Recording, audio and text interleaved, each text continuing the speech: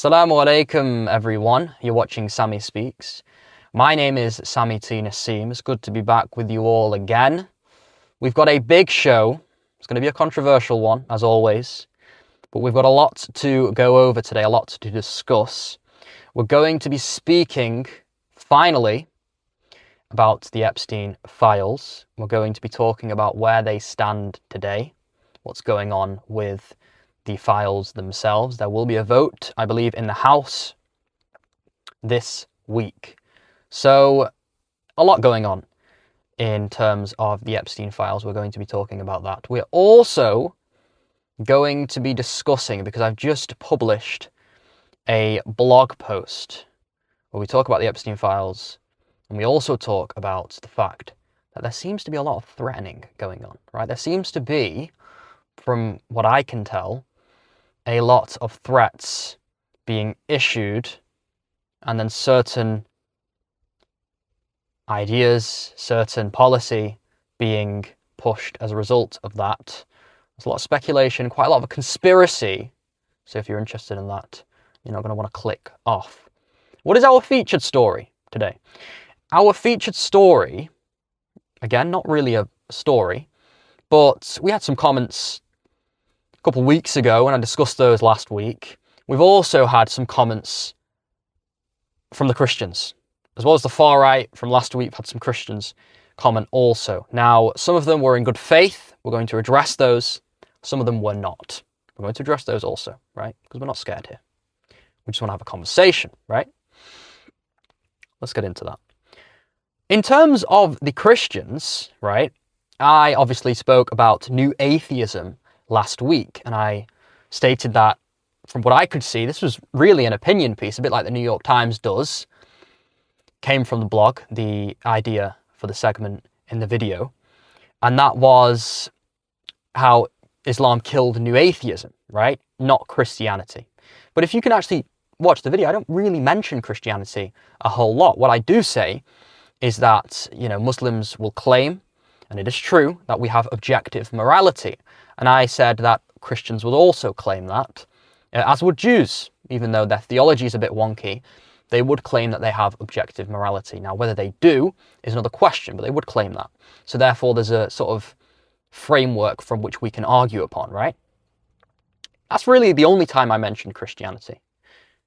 And yet, the Christians still went up in arms and were flooding the comments with all of their usual talking points. Now, I just want to state, first and foremost, that I don't have a problem with any of the Christians, frankly, okay? I have many Christian friends, and if anything, I would rather have a country full of Christians than a country full of atheists. I've said that for years now, okay? That is just, I believe, if you look at Christians, like I said, objective morality, right? We might have theological differences, but in terms of morality, it is very similar. Okay, I'm talking 90, 95, perhaps even 99% similarity with Islam, right?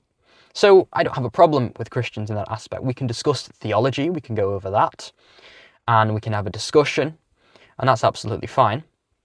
But the problem with these Christians in the comment section is they were not doing this, right? They were not having a well-reasoned conversation. There was a lot of ad hominems, and if someone's going to throw an ad hominem, especially within their argument, you can throw it outside the argument, sort of like spice on food, you can do that. But within the argument, it just shows you're failing, frankly. I'm sorry to say, it just shows you're failing, right?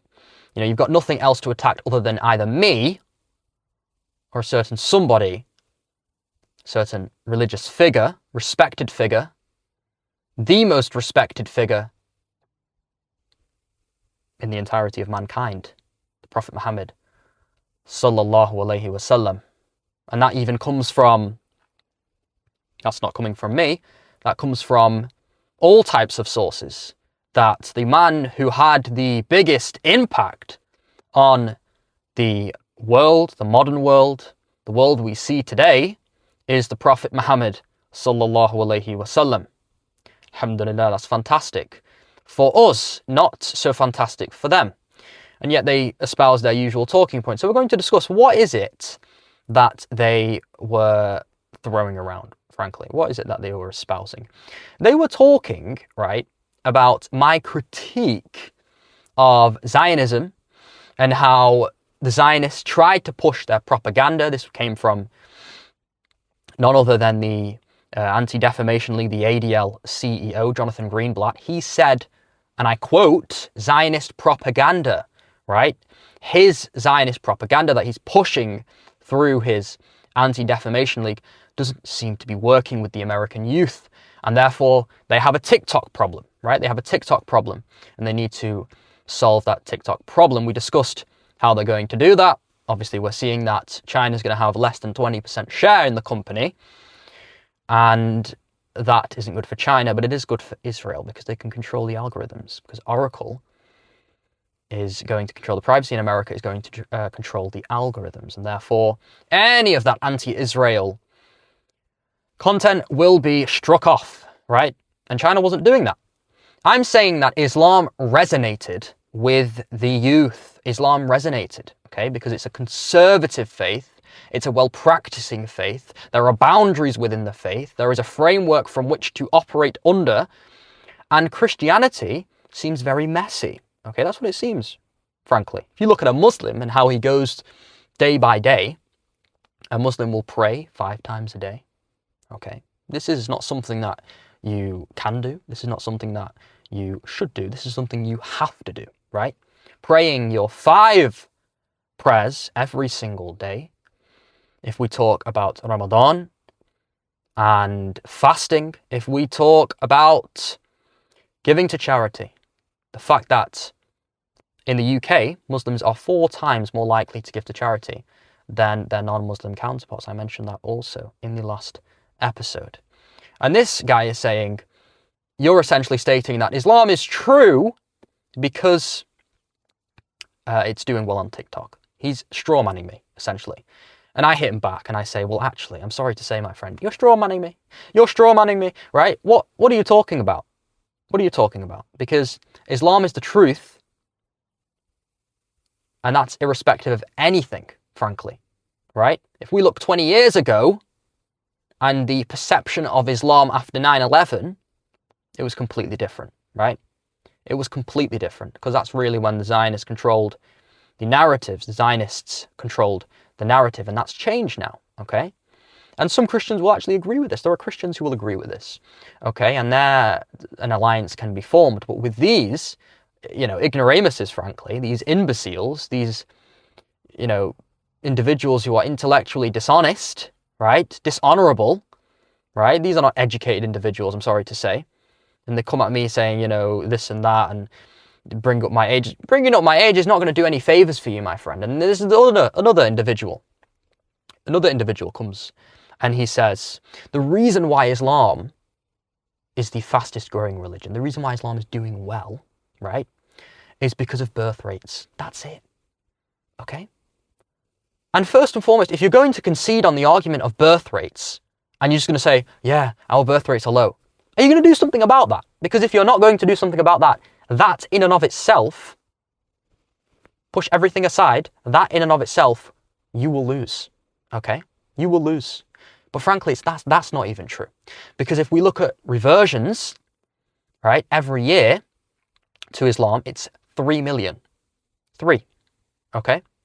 If we look at Christianity, conversions are 2.7 million per year. So Islam has a 300,000 advantage, but it actually gets worse for the Christians because a lot of those reversions to Islam are happening in Western, non-Muslim countries.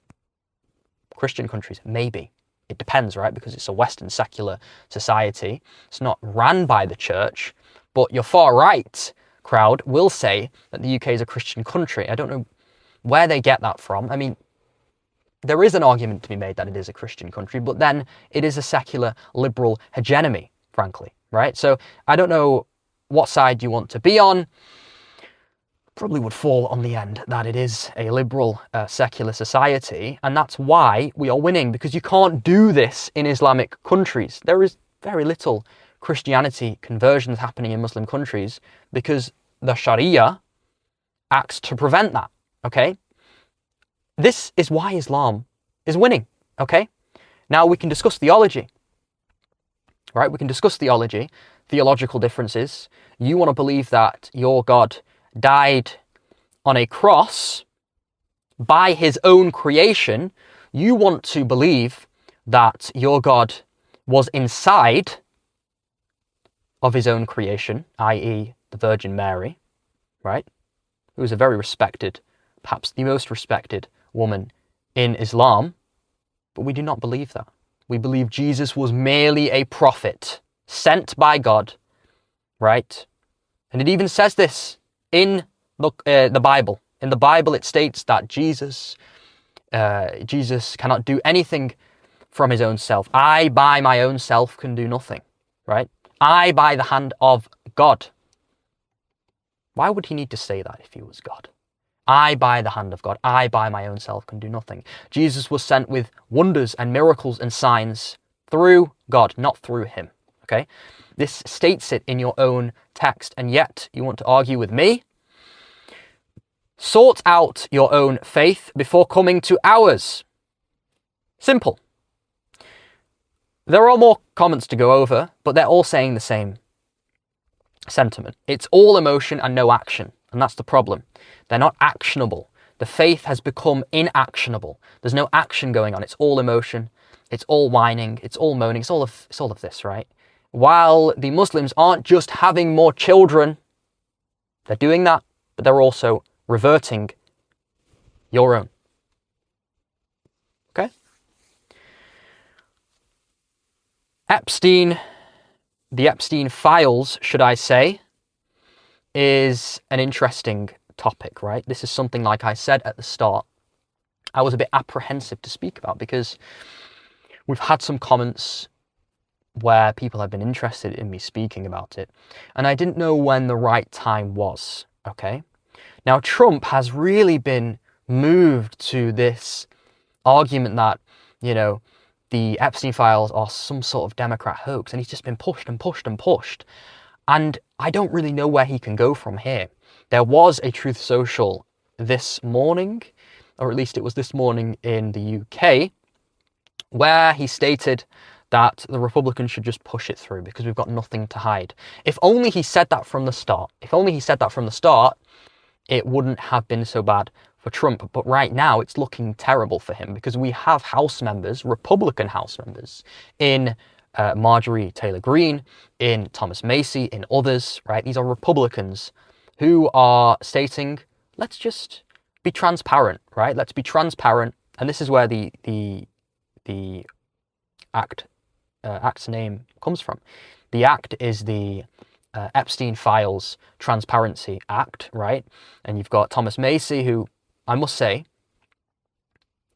fantastic House member, perhaps the best House member. We're talking about an individual that hasn't received a penny from AIPAC, right? Not a penny. Same with Marjorie Taylor Greene. I do have my problems with her, and she seems a bit rough around the edges, but she is someone who is immovable on this Israeli situation, and I don't think Trump likes that, frankly. I don't think Trump likes someone who is going against... Because Trump is an individual who, whenever it seems like he may be moving away from the pro-Israeli side, he always manages to get pushed back, crawling back to the Oval Office, you know, stood alongside Prime Minister Netanyahu and granting him whatever he pleases. And it always goes back to this. And the question I have is, why is that? We're going to get into that question. I do actually have my theories. But before we do that, let's discuss what's gone on here. The Epstein files, a lot of them came out, right? Many of them emails on the 12th, right? Last Wednesday. I believe it was 20,000 or even more. And a lot of these came out from the House Oversight Committee. Some of them, the initial documents came out from the Democrats, and then many of them, the 20,000 we're discussing now, came out from the Republicans as sort of a counterattack against the Democrats, because they were saying the Democrats were cherry-picking the documents and using that to make the president look bad and his close allies and such. I'm not here to say what the truth is, but if you have read those documents, right, I haven't obviously read all of them, but I've read some of the notable ones, It looks really bad for Trump, okay? It looks really bad for Trump. I think it was clear that he was implicated within the Jeffrey Epstein world. I think we've known that for quite some time. But the question is, to what point was he implicated? To what point was he implicated with Epstein, with Ghislaine Maxwell and all of these individuals? Because we've saw the photos, we've heard the stories, right? This is a disgraced financier who was in control of a sex trafficking ring. He allegedly committed suicide in 2019, which I would frankly contest. But it is known that he committed suicide and he's officially dead, right? But his emails haven't died with him. Because if we read the emails, what does Epstein call Trump? Epstein calls Trump Dirty Donald, right? I know. There is another one which I will not discuss. This is a PG show, frankly. But it includes Bill Clinton, it includes Donald Trump. If you know, you know. That also, very bad for Trump. And this is like reputational damage that cannot be undone. We're going to get into that also in the third topic. But this is damage that cannot be undone, frankly, okay?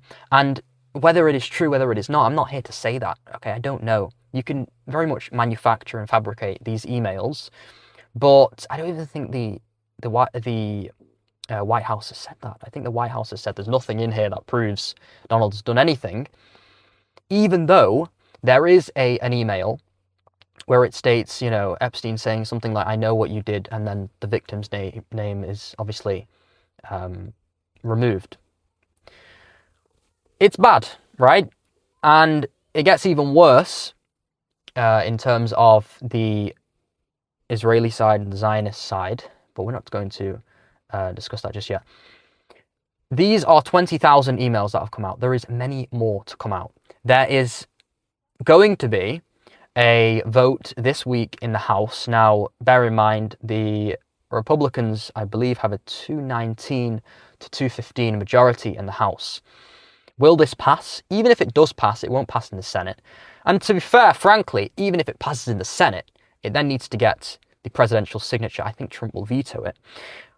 Why will he say that he's vetoed it? I don't know. Maybe potentially he will say something along the lines that there are people implicated within these files that if it were to come out, it would sort of, I don't know, destroy the whole political establishment. I don't know. But at the end of the day, he's going to have to come up with something, because I do believe he's implicated within these files a lot more than he's making out, right?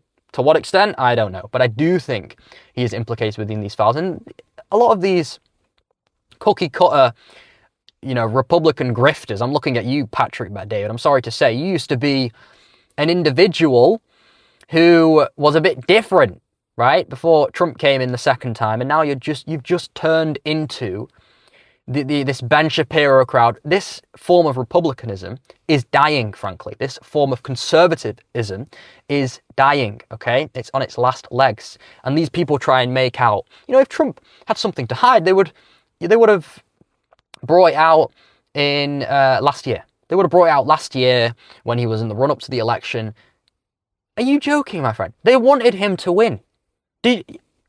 Trump had the backing of pretty much everyone from all types of establishments, right? Whether it's big tech, whether it's Mark Zuckerberg, whether it's Steve Jobs, Tim Cook, whether it's Peter Thiel, PayPal, whether it's Elon Musk, of course, right? This is not an argument to make. The establishment wanted Trump to win, right? However, and I must make this point, what if Trump does something that the establishment doesn't want? Because so far, he's done pretty much everything they want him to do, right? Everything they want him to do. They don't have a problem with him deporting illegals. They don't have a problem with that. They don't have a problem with dividing the whole country between Republicans and Democrats, having these no kings protests. They don't care about that. They want that. There's division, just like there's division in this country, with the far right and with the Muslims and such, with the liberals. And I'm not putting Muslims and liberals on the same side, by the way. But there's division, is the point I'm trying to make, right? So don't try and come here with all of this, you know? Don't try and come here saying that, you know, if Trump had Skeletons in his closet, they would have released it last year. No, they would not have. They wanted Trump to win. Everyone, from, like I said, big tech to all the establishments, to the political establishment, right? They wanted Trump to win. Okay, so let's just get that out of here. Whatever point they're trying to make there. The government shutdown has ended. It was a 43-day shutdown, the longest shutdown in US history, I believe. And the vote is scheduled to happen this week, sometime this week, right? We'll see what happens. Like I said, 219 to 214 majority in the House, a 53 majority in the Senate. But again, even if it passes both, which I don't think it'll pass the Senate, even if it passes both, what happens? What happens? Trump can just veto it. He doesn't have to sign it, right? So I don't know what this is. But that is the news out of the way. I have some theories about what's going on behind the scenes, okay? I'm going to go over a timeline of sorts because I think it needs to be broken down as simply as possible. I was doing my exams, my A-level exams, one of them being politics, of course, did very well on that, alhamdulillah. I was doing my politics exams around May, June time, right? Doing my A-level exams around this time. A lot of what was going on at that time sort of flew over my head because I was concentrating on these exams, okay? As I should have been. Looking back at May time, we can see, and I don't know if any of you remember, Elon Musk, right? For the first and last, not the first time, but one of the first times he visited the Oval Office, and it was definitely the last time he visited the Oval Office, right? He had his black MAGA cap on. He was there with Lil X, his son, right? He was there with his son, and he appeared with a giant black eye, right? Okay. Who's done this? Now, Trump actually later said that we offered him makeup and he cryptically refused.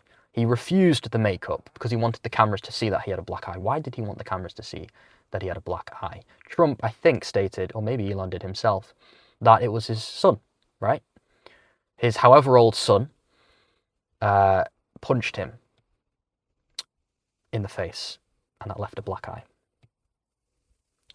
Yeah, Elon Musk, a grown man. So this obviously has got alarm bells ringing in my head. Why does he have a black eye? Why has this happened? So that was on the 30th of May, end of May, I believe. And if you actually remember that tweet, that infamous tweet from Elon, what day was that, right? That was a couple of weeks after, I think. So a couple of weeks after, it might actually have been less than a week after. I think it was less than a week after.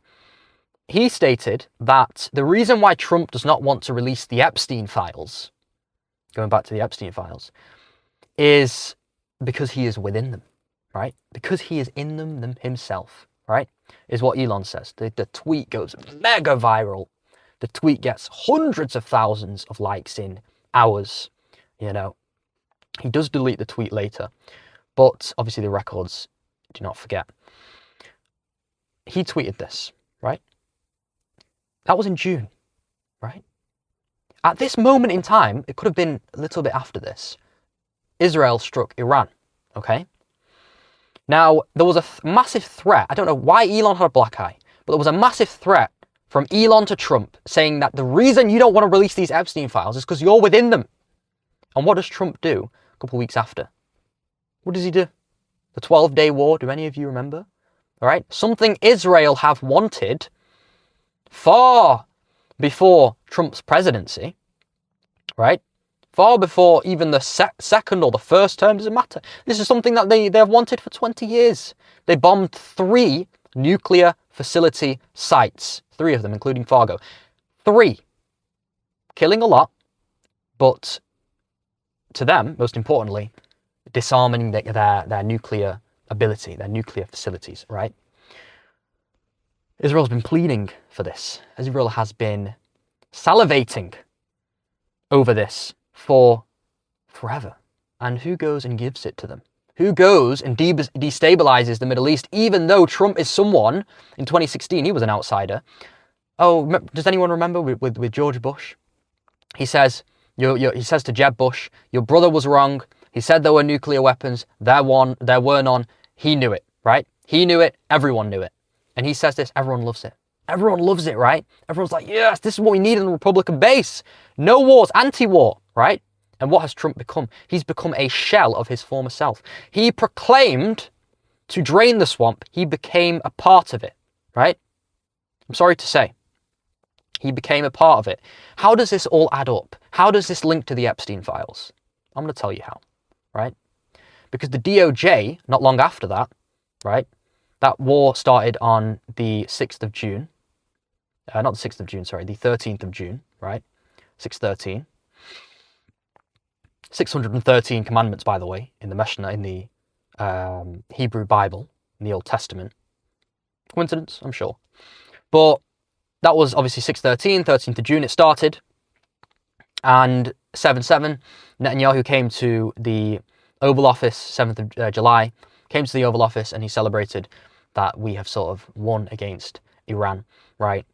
And a little before that, the DOJ announced that the Epstein files are basically not needed to be released, and we've looked into them and they don't really exist, so we're just not going to release them, right? Very convenient for Trump, someone that may be implicated within these files, but he went and bombed Iran, something Israel has wanted for 20 years, and what happened?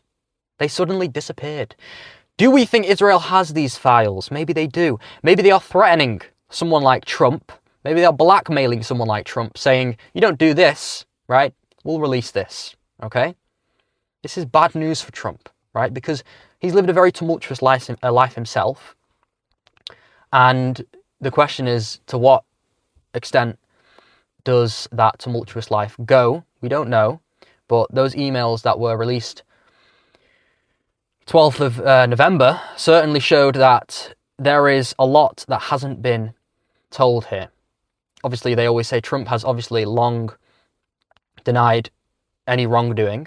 Of course, what do you think he's going to say? Do you think he's going to say, I was involved? No, he's not, right? This goes back to the Israeli state. If you actually read some of these files that came out, right? If you read them,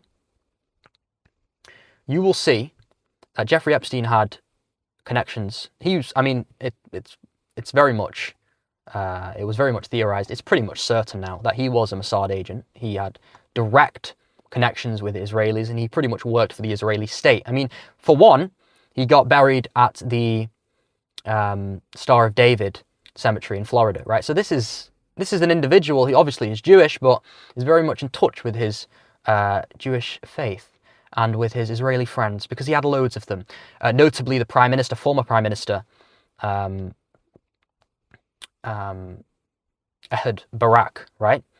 Former Prime Minister Ehud Barak, and him and Barak had a tumultuous time together, right? From 2004 to 2003 to 2009, I believe it was. 2003 to 2007, it's stated that they had met at least 30 times, right? 30 times, okay? Epstein had secured a security guarantee for Israel through Barak, right, with Mongolia, okay? Another thing, Epstein had secured an interview, private meeting, with Barak and with Vladimir Putin of Russia over Syria, okay? This is someone who had far-reaching power, even more so than an Israeli prime minister, right? Another thing, Peter Thiel organized a meeting with Peter Thiel, the co-founder of PayPal, between Barak and Peter Thiel, right? Now, Barak claims that he didn't know really much about Epstein, didn't really know about the, sex trafficking ring, didn't know about any of these things. Of course he didn't, right? But this is someone that was very much implicated within Epstein and what he was involved in, right? And another thing, right, is that Barak and Epstein had emails that have just come out recently, part of the 20,000, through the Republicans. It shows that the Epstein emails him and says, because Barak had a military company, a defense company, sold weaponry and such, he profited over these wars. Epstein messages him, this is the perfect time for you, my friend. It's a perfect time for you, right? There's a struggle of power between the citizens and the governments, right? This is the best time for you. And he says, of course it is, right? So these people had a terrible connection. Look at Robert Maxwell as well. Robert Maxwell and what's gone on there. Another notable figure with Epstein, right? And then he started to blackmail the Israeli state, saying that you need to bail me out of my bankruptcy, because he had a few companies that were going bankrupt. You need to bail me out, or else I'm going to, release certain information that you don't want me to release. And what happened? He accidentally drowned to death, right? Another individual, the defense attorney to, Jewish defense attorney to Epstein, Dershowitz, he's also in these files, and he got Epstein out, right? He got Epstein out on a bailed him out on a 13-month sentence for prostitution charge, serious prostitution charges, right? I believe it was 2 of them, and he got out only on a 13-month sentence, right? So this all implicates with each other. The point I'm trying to make is that there is blackmailing going on here. The blackmailing is going directly to Trump. It's going directly to other figures also, right? Epstein is an individual who knew absolutely everyone. He had his hands in all pies, right? And one of those pies was America. The biggest was definitely Israel, right? It's all very demented. A lot of heinous activity has gone on, and there are many victims as a result, right? Now, we can talk about Israel, and we can talk about how perhaps, they are not the bad guys here. Perhaps we always blame them for things, but perhaps they're not the bad guys here. The reality here, right, is that, does the Israeli state lie? Of course it lies. The reason why they want to get rid of Iran, right? The reason why they want to get rid of Iran is nuclear weapons, right? At least that's what they say. Israel claims it is not nuclear armed. It is widely known by pretty much everyone and anyone that Israel is nuclear armed, okay? So don't come here with this rubbish. Sorry to say, Israel was directly implicated with Epstein, and as was their prime ministers, Ehud Barak, Omar Barak, perhaps Netanyahu. I wouldn't be surprised. Anyway, we've gone longer than we should have, but it's an interesting discussion, I must say.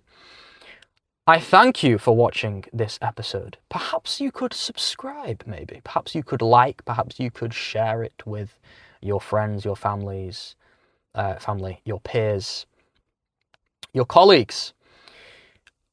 And of course. I will see you next Monday, inshallah. Assalamu alaikum wa rahmatullahi wa barakatuh.